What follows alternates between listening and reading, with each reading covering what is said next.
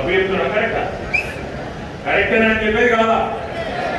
3000 అక్కడక్కడ 3000 అక్కడక్కడ 4000 అడ్డగోలుగా గుజరాత్ లో దోసుకున్న సంపద అదానీ గారు పంపిన పైసలు వచ్చినాయి. గుజరాత్కి వెళ్ళి బండి సంజయ్ 5 కోట్ల రూపాయలు తెచ్చిండు. 23-22 నాడు పంపితే మనోలాగా మాకు నాకు ఫోన్ అనా పైసలు వస్తాను ఏం చేయమంటావు? నేను ఒకటే చెప్పినాను, మనోళ్ళు మన రైతులు మన సెస్ వినియోగదారులు మంచి చేసిన వాళ్ళను పని మంత్రులను వదిలిపెట్టరు, ఖచ్చితంగా మననే గెలిపిస్తారు, భయపడకండి చెప్పిన. నేను చెప్పింది వాస్తవం అయితే గట్టిగా సపోర్ట్ చెప్పాలి. 4.5 కోట్ల రూపాయలు పంచి మళ్ళీ మీదికెళ్ళి వాళ్ళే గాయ చెప్తారు. కేసీఆర్ డబ్బులు వంచిండు, బీఆర్ఎస్ డబ్బులు వంచింది అని మళ్ళీ చిల్లర వాళ్ళ దొంగ నోరెక్కువ అన్నట్టు పైసలు వంచేది వాళ్ళే, వచ్చి అడ్డగోలుగా తిరిగేది వాళ్ళే, దరిద్రం పనులు చేసేది వాళ్ళే, మళ్ళీ మీదికెళ్ళి వచ్చి ఇక్కడ లొల్లి పెట్టేది వాళ్ళే.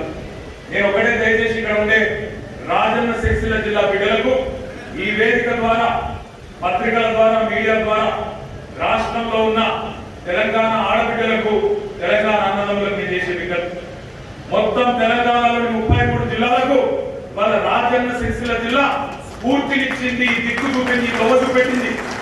గుజరాత్ పైసలు ఎన్ని వచ్చినా రేపు శాసనసభ ఎన్నికల్లో కూడా 100,000 కోట్ల దొంగ సొమ్ము తెచ్చి పంచినా ఖచ్చితంగా పనిమంతుడు, సమర్థుడు, దక్షుడు, తెలంగాణ సాధకుడు కేసీఆర్ గారిని తిరిగి యాక్టివ్ ముఖ్యమంత్రిగా చేయవలసిన బాధ్యత మనందరి మీద ఉన్నదనే ఒక దిశానిర్దేశం చేసింది రాజన్న సిరిసిల్ల. ఈ రోజు మొత్తం రాష్ట్రంలోని 33 జిల్లాల ప్రజలకు ఇవాళ ఒక అద్భుతమైన సందేశం ఇచ్చింది రాజన్న సిరిసిల్ల జిల్లా. ఎన్నికలు కొట్లాడే దమ్ము లేక కాదు, ఎన్నికలు కొట్లాడే ఇంట్రెస్ట్ లేక కాదు. ఎందుకు ఇప్పుడు ఎన్నికలు అని చెప్పి సెస్కు పాలక వర్గాన్ని నామినేట్ చేస్తే దాన్ని ఏమంటారు, మరి కొంతమంది కోర్టు పోయారు. అట్లట్లేస్తారు. ఈ గూడూరు ప్రవీణ్ గారిని అన్నది ఫోన్ బంద్ చేయండి, కనబడితే ఏమైంది వస్తే బంద్ చేయి, ఏమైంది అక్కడ కూడా చచ్చిపోతే ఎందుకని లేకుండా బంద్. గూడూరు ప్రవీణ్ గారిని నామినేట్ చేసుకున్నామా సెస్ పర్సన్ ఇన్ఛార్జ్, ఎవరో కోర్టు పోయింది. భయపడుతుంది వీళ్ళు, ప్రభుత్వం భయపడుతుంది, బీఆర్ఎస్ భయపడుతున్నది, ఎన్నికలు పెడుతుంది గుగులైతుంది వీళ్ళకు అన్నారు. ఏమైంది? ఈ పలిగిన ఇప్పుడు నాకు బ్రహ్మాండ వాయిస్ లిస్ట్ పెడితే 15 వాయిస్ ఎట్లయింది. ఇప్పుడు కుయ్యి లేదు, కయ్యి లేదు. మళ్ళీ నిన్నగాక మనం చూసిన ఇక్కడ సిరిసిల్ల మీటింగ్ పెట్టిన బీజేపీ చూసిరా మీరు అందరూ. కూట రాయి చేయలేడు, ఏట రాయి చేయాలని బయలుదేరాడు. సెస్సుల్నే గెలవలేరు కానీ రేపు సిరిసిల్లకి వెళ్తారట, తెలంగాణ మొత్తం మీ జెండా పడతారట, ఇంకేదో చెప్తారట, ఇంకో చెప్తారట. నేను వాళ్ళందరూ ఒకటే చెప్తా ఉన్నా, మీ అందరికీ బీజేపీ నాయకులకు, బీజేపీ కార్యకర్తలకు ఇక్కడ సిరిసిల్లలో నిలబడి నిన్నమన్న డైలాగులు కొట్టిన వీర బీజేపీ అభిమానుల కార్యకర్తలందరికీ నేను చెప్పేది ఒకటే, మొన్న మీరు చూసింది ట్రైలర్ మాత్రమే. అస్సలు సినిమా ముందున్నది 2023లోనే చూపెట్టే బాధ్యత మాది. నేను ఈ రోజు మర్యాద కూకుంటే ఎగురుడు దుంకుడు ఎక్కువైంది. నేను ఒకటే అడుగుతా ఉన్నా, ఎంత మూర్ఖులండి ఆ పార్టీ నడిపేటోళ్ళు. బీజేపీ అనే పార్టీని రాష్ట్రంలో నడుపుతున్న మూర్ఖులు వాళ్ళని ఏమనాలి, మనుషులను ఏమనాల? ఏం మాట్లాడుతున్నాయా? బీజేపీ రాష్ట్ర అధ్యక్షుడు ఏమంటాడు? ఎక్కడ దేశంలో లేని విధంగా విద్యార్థుల కోసం, తెలంగాణ యువకుల కోసం నీళ్లు, నిధులు, నియామకాలు ఈ మూడింటి పునాది మీదనే తెలంగాణ సాధించుకున్నాం. కాబట్టి నియామకాల కోసం 80,000 నోటిఫికేషన్, 80,000 ఉద్యోగాలకు నోటిఫికేషన్ ఇస్తే బీజేపీ రాష్ట్ర అధ్యక్షుడు నోటపడొచ్చిన మాట ఏంటి? ఉద్యోగాల నోటిఫికేషన్ ఇచ్చి యువతను మాకు దూరం చేసే కుట్ర ఇది అంటాడు. ఆయన తెలివి ఉందా, మెదడుందా లేదా ఏమనాలి? రేపు ఏమంటాడు?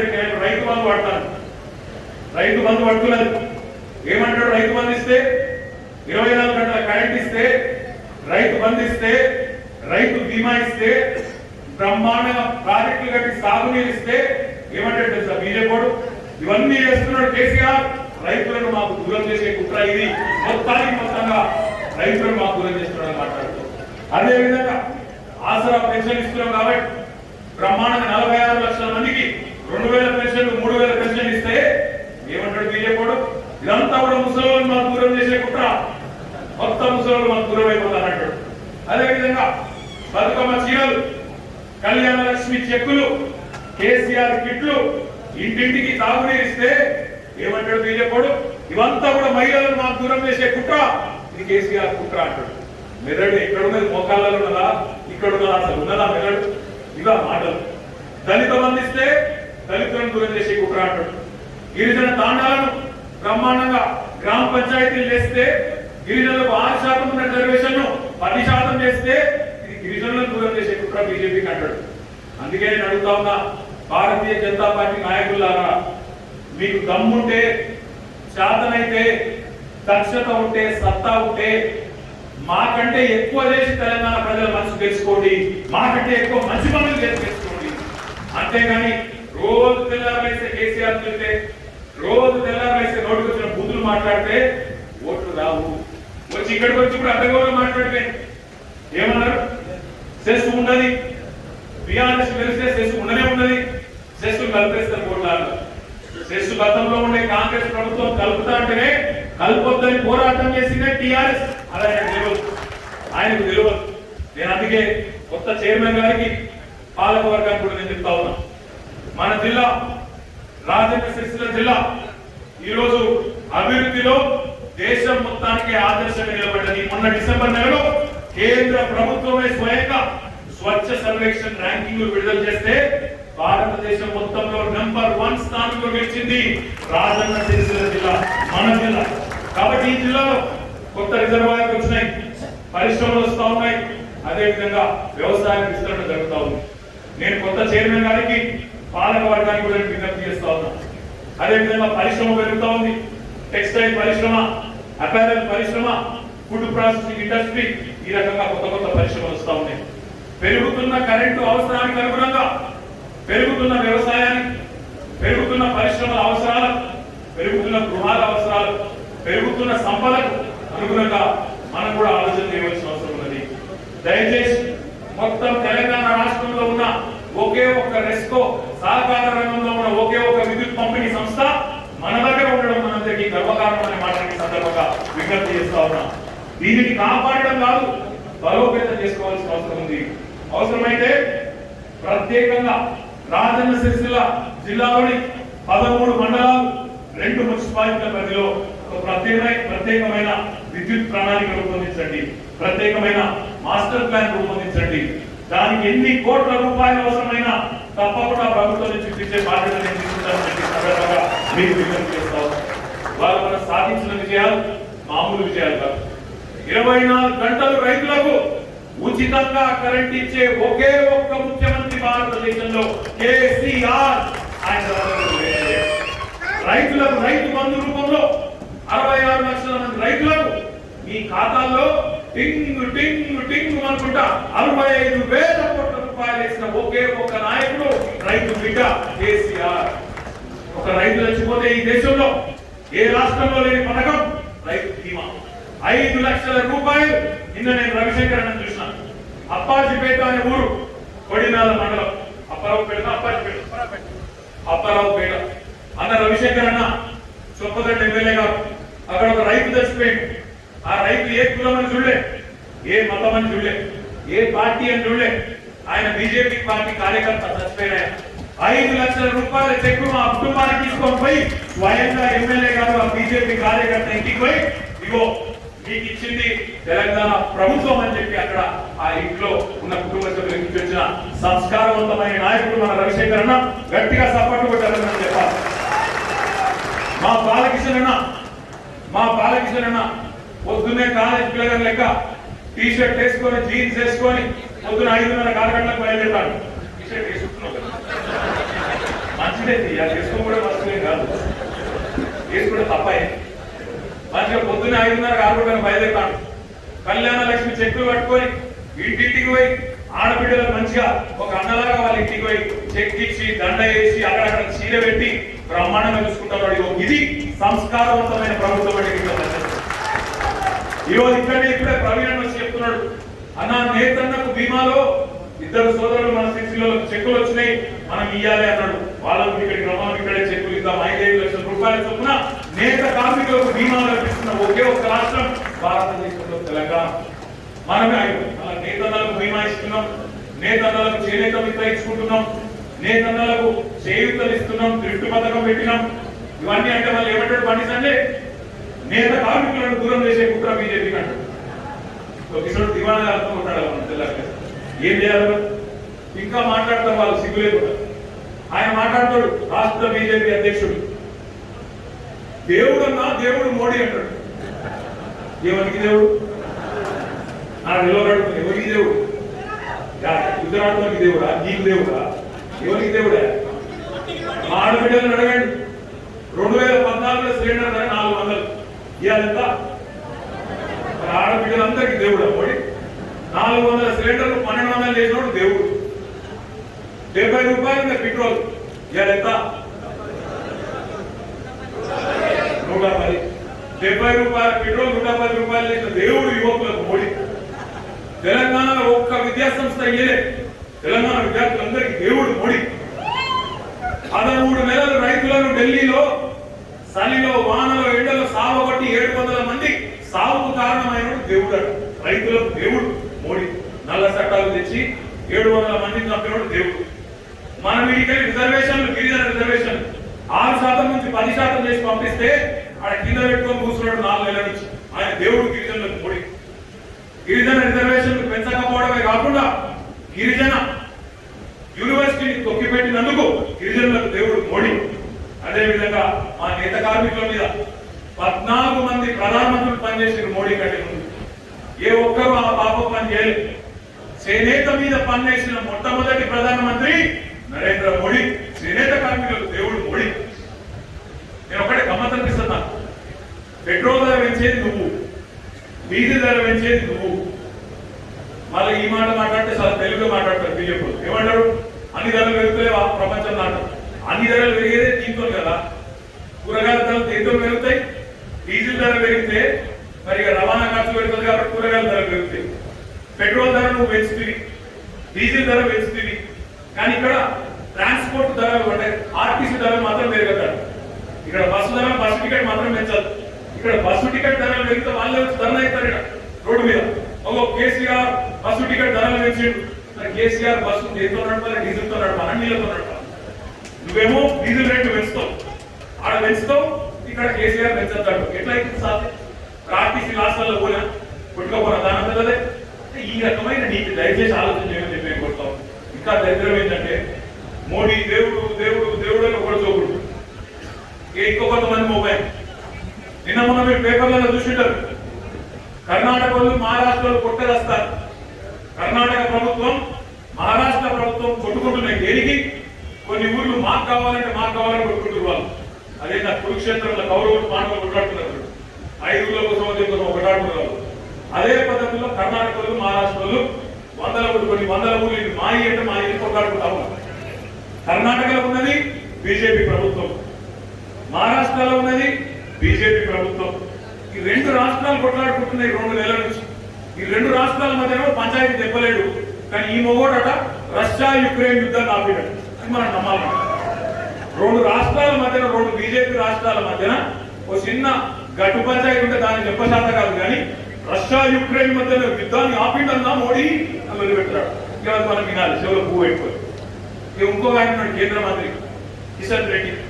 ఆయన కరోనా టైంలో కుర్కురే ప్యాకెట్ వచ్చింది తప్ప ఆయనకి ఏం తెలియదు. కుర్కురే ప్యాకెట్ వచ్చుడు తప్పని మిగతా ఆటో తీసుకుంటే కనబడదు తప్ప ఏం కాదు కాదు మీరు లేదు.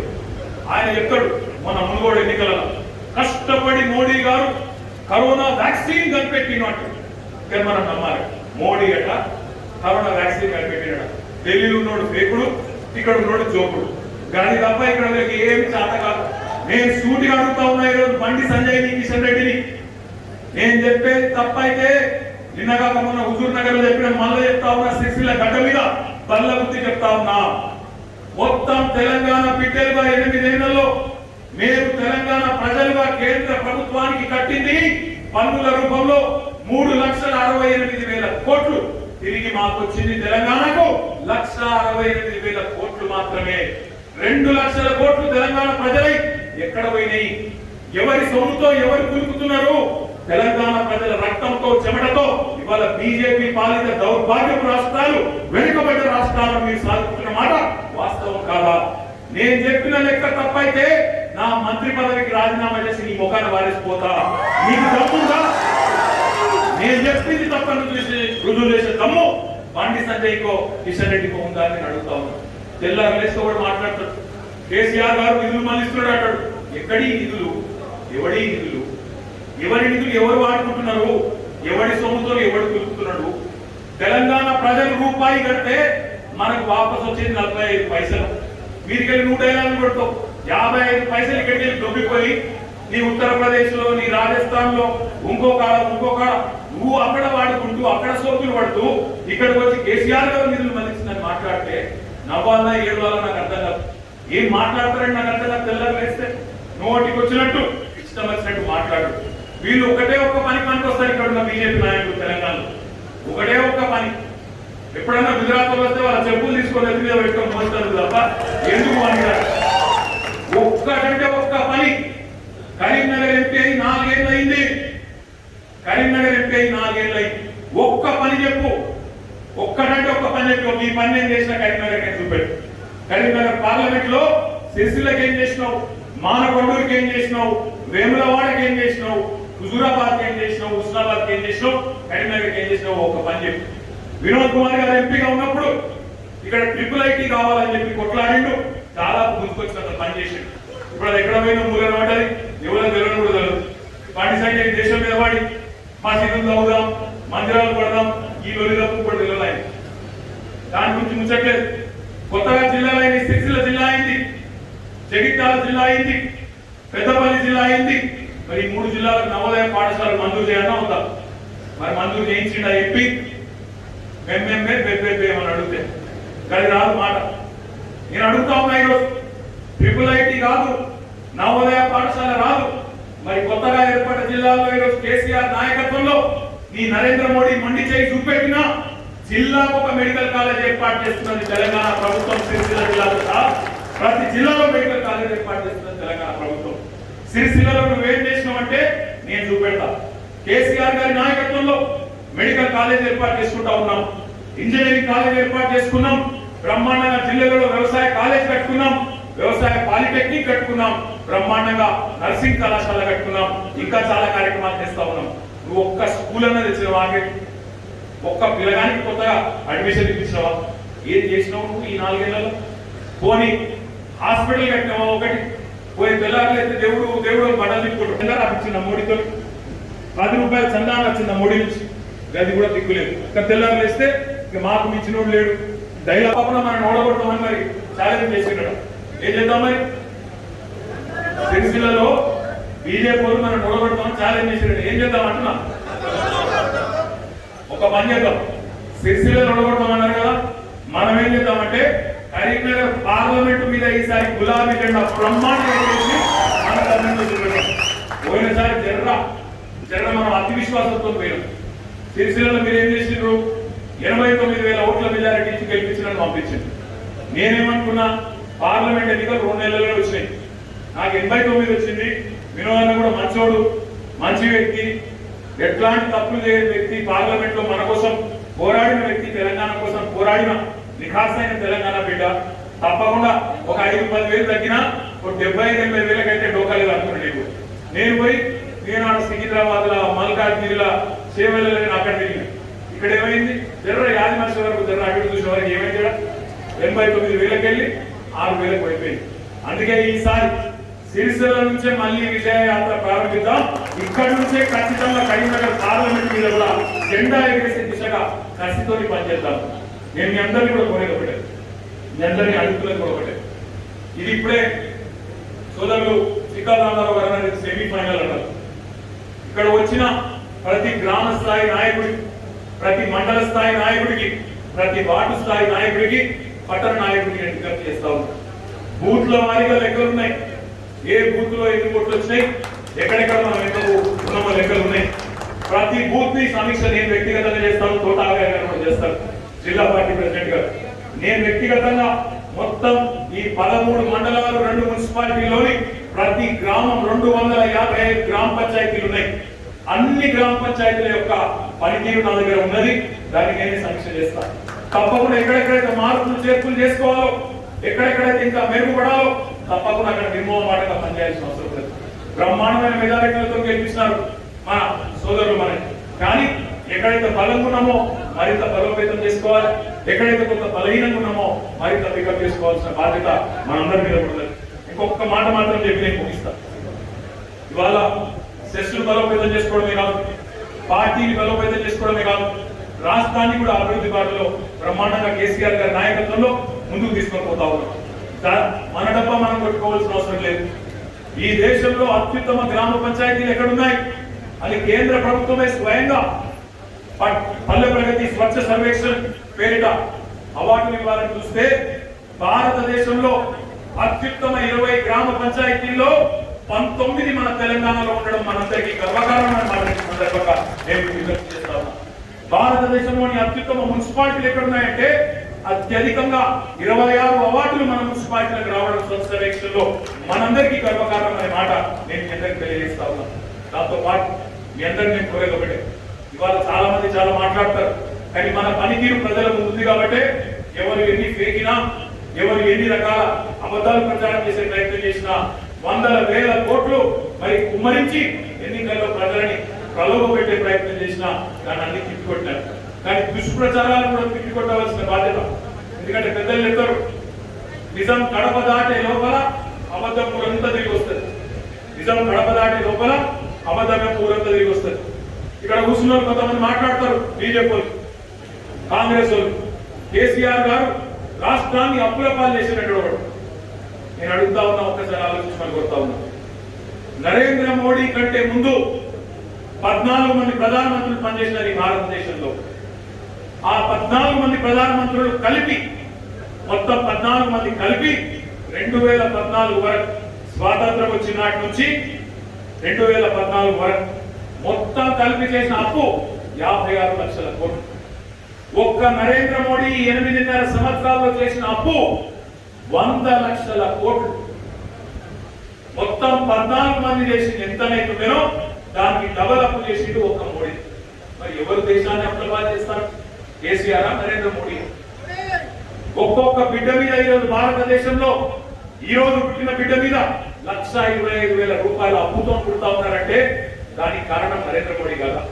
సిగ్గు లేకుండా మాట్లాడతారు. ఇంకా మరి కేసీఆర్ ప్రభుత్వం కూడా అప్పు చేసింది. అప్పు చేసి ఏం చేసిందంటే ఇప్పుడే మనం మాట్లాడుకున్నాం, సెస్ పరిధిలో రాష్ట్రం మొత్తంలో కూడా 24 గంటలు రైతులకు, వ్యవసాయానికి, పరిశ్రమలకు, ఇళ్లకు నాణ్యమైన కరెంట్ ఇస్తున్నామంటే ఉత్తరనే అయిపోయిందా? చూమంతరంటే అయిపోయిందా? అబరగదబరా అంటే అయిపోయిందా? వేల కోట్ల రూపాయలు పెట్టుబడులు పెట్టి, కొత్త విద్యుత్ ఉత్పత్తి కేంద్రాలు పెట్టి, విద్యుత్ లోటులో ఉన్న రాష్ట్రాన్ని, విద్యుత్ కొరతతో సతమతమవుతున్న రాష్ట్రాన్ని, లోవర్ సీనియర్ విద్యుత్ ప్లాంట్ను కేంద్ర ప్రభుత్వం బలవంతంగా ఆంధ్రాలో కలిపితే అట్లాంటి కుట్రలన్నింటిలో తట్టుకొని, నరేంద్ర మోడీ పెట్టిన బాధలన్నింటినీ, హింసలన్నింటినీ తట్టుకొని విజయవంతంగా ఈ రోజు బ్రహ్మాండంగా విద్యుత్ రంగంలో తిరుగులేని శక్తిగా ఎదిగినామంటే దానికి అందులో మనం పెట్టిన పెట్టుబడే కారణమైన మాట నేను పికప్ చేస్తా ఉన్నాను. ఇంటింటికి తాగునీళ్ళు వస్తున్నాయి, ఉత్తరనే అయిపోయిందా? మరి 67 ఏళ్ల కాని పని ఇంటింటికి తాగునీళ్ళు కేసీఆర్ 4 ఏళ్ళు ఎక్కించిండు. ఎందుకంటే వేల కోట్ల రూపాయలు అప్పు తెచ్చి అది పెట్టుబడి రూపంలో మన భవిష్యత్తు మీద పెడితే ఇంటింటికి నీళ్ళు వస్తున్నాయి. తంగళ్ళపల్లి బాబు కింద ఇలా కడుపు నిండా నీళ్లు కనబడతా ఉన్నాయి. ఎక్కడి నుంచి వచ్చినాయి ఆ నీళ్లు? కాళేశ్వరం ప్రాజెక్టు కడితే బ్రహ్మాండంగా ఈరోజు ఇక్కడ రాజరాజేశ్వర సాగర్, సిద్దిపేటలో రంగనాయక సాగర్, మధ్యలో అన్నపూర్ణ రిజర్వాయర్, ఇటు పక్కన మలక్పేట రిజర్వాయర్, ఇవన్నీ కట్టుకుంటేనే ఈ రోజు సాగునీటి వ్యవస్థ, వ్యవసాయం బాగుపడుతున్న మాట వాస్తవం కాదా? మనం చేసింది అప్పు కాదు, మనం పెట్టింది పెట్టుబడి, భవిష్యత్తు మీద పెట్టుబడి. 1 రూపాయి పెట్టుబడి పెడితే 2 రూపాయలు వాపసు వస్తే దాన్ని అప్పనరు, పెట్టుబడి అంటారు, దాని మీద వచ్చే దాన్ని లాభం అంటారు. నేను ఇలా సూటిగా బీజేపీ నాయకులు అడుగుతా ఉన్నా, మేము ఎంత అప్పు చేసినామో ప్రజల ముందు ఉంది, దేని మీద పెట్టినామో పెట్టుబడి ప్రజల ముందు ఉంది. నేను బీజేపీ నాయకులు సూటిగా అడుగుతా ఉన్నా, 14 మంది ప్రధానమంత్రులు చేసిన అప్పు, దానికి డబల్ అప్పు చేసిండు నరేంద్ర మోడీ 100 లక్షల కోట్లు. ఎక్కడ పెట్టిండు? ఏం చేసిండు? ఎవరికి మంచిండు? ఎక్కడ పోయింది? ఎక్కడ పోయింది? ఎక్కడ మిగలి ఎక్కడ పోయింది?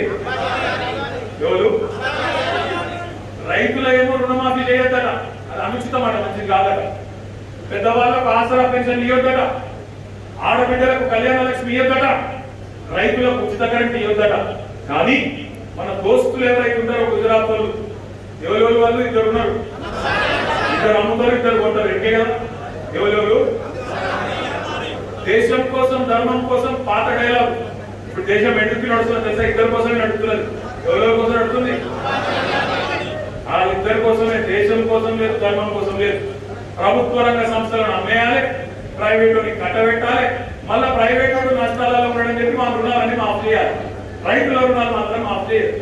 12 లక్షల కోట్ల రుణాలు మాఫీ చేసిండు నరేంద్ర మోడీ ఆయన కార్పొరేట్ దోస్తులే. నేను చెప్పేది తప్పైతే నేను పరిశ్రమల మంత్రి, నేను చెప్పేది తప్పైతే ఏ శిక్షకైనా సిద్ధం. నేను 12 లక్షల కోట్ల అప్పు ఈ కార్పొరేట్ దోస్తులకు మాఫీ చేసింది నిజమా కాదా? రేపు 19వ తారీఖు నాడు వస్తున్నట్టు నరేంద్ర మోడీ చెప్పాలి. 1,45,000 కోట్లు ఇస్తే మొత్తం భారతదేశం అంతా ఉచిత కరెంట్ ఇవ్వచ్చు. కానీ ఇయ్యదు. 1,45,000 కోట్లు ఇస్తే ప్రతి రైతు దేశం మొత్తం ఉచిత కరెంట్ ఇవ్వచ్చు. ఇది ఇస్తే మంచిది కాదు, ఇది ఇవ్వదు. కానీ వాళ్ళ దోస్తులకు మాత్రం 12-13 లక్షల కోట్లు మాత్రం మాఫ్ చేయొచ్చు, బ్రహ్మాండంగా ఉండొచ్చు. అందుకే నేను అడుగుతా ఉన్నా, మిమ్మల్ని అందరినీ కూడా కోరుతా ఉన్నా, ముఖ్యంగా మన ఇళ్లలో ఉండే పిల్లలు ఎవరైతే ఉన్నారో వాళ్ళని ఎవరినైతే నెత్తి ఖరాబ్ చేసి ఆగం చేసే ప్రయత్నం చేస్తున్నారో వాళ్ళకి వాస్తవాలని చెప్పాలి. ఏం జరుగుతుంది దేశంలో చెప్పాలి. ఎందుకు మరి ఢిల్లీ బీజేపీ అవార్డులు ఇస్తుంది, మనకి పల్లె ప్రగతి అవార్డులు ఇస్తుంది, పట్టణ ప్రగతి అవార్డులు ఇస్తుంది. ఇక్కడ గల్లీలో ఉండే సిటీ బీజేపీ మాత్రం గాయ చేస్తుంది. ఆలోచన చేయాలి. మరి వానికన్నా బుద్ధి లేకపోవాలి, ఢిల్లీ వరకు ఇక్కడ ఉన్న బుద్ధి లేకపోవాలి, అటు వాళ్ళకన్నా దిమాగ్ లేకపోవాలి, ఇక్కడ ఉన్న దిమాగ్ లేకపోవాలి. ఎవరో వాళ్ళకైనా లేదు. ఎందుకు చెప్తున్నా ఈ మాట అంటే, ఒక దిక్కు అవార్డులు వాళ్ళే ఇస్తారు, ఇంకో దిక్కు వాళ్ళే ఇక్కడ గల్లీలో చెప్తారు. ఒక దిక్కు మీరు ఆదర్శం అని చెప్పి ఇలా మహారాష్ట్ర నుంచి ఈ రోజు సిరిసిల్లకు, సిద్దిపేటకు, పోచంపల్లికి పోయి మన చేనేత జౌళి శాఖ విధానాలు సమీక్ష చేస్తా ఉన్నారు. ఇక్కడ మీరు మంచి స్కీములు అమలు చేస్తున్నారు, మేము కూడా చేస్తామని చెప్పి మహారాష్ట్రలో ఉండే బీజేపీ ప్రభుత్వం వాళ్ళేమో ఇక్కడికి వచ్చి నగలు కొడతారు, ఇక్కడ ఉండడమో తిరుగుతాడు. ఏమనాలి మరి? అందుకే దయచేసి మిమ్మల్ని కోరేది, ఇప్పుడు కేవలం ట్రైలర్ చూపెట్టినాం, రేపు సినిమా కూడా బరాబర్ చూపెట్టాలి. 2023లో శాసనసభ ఎన్నికల్లో, పార్లమెంట్ ఎన్నికల్లో రాజన్న సిరిసిల్ల జిల్లా నుంచి చైత్ర యాత్ర ప్రారంభించాలి. ఆ వేములవాడ రాజరాజేశ్వర స్వామి సాక్షిగా వీళ్ళందరికీ కూడా మంచి బుద్ధి కలగాలని చెప్పి కూడా మనస్ఫూర్తిగా కోరుకుంటూ, మరి మీ అందరి అభిమానంతో, ఆశీర్వాదంతో గెలిచిన పాలకవర్గం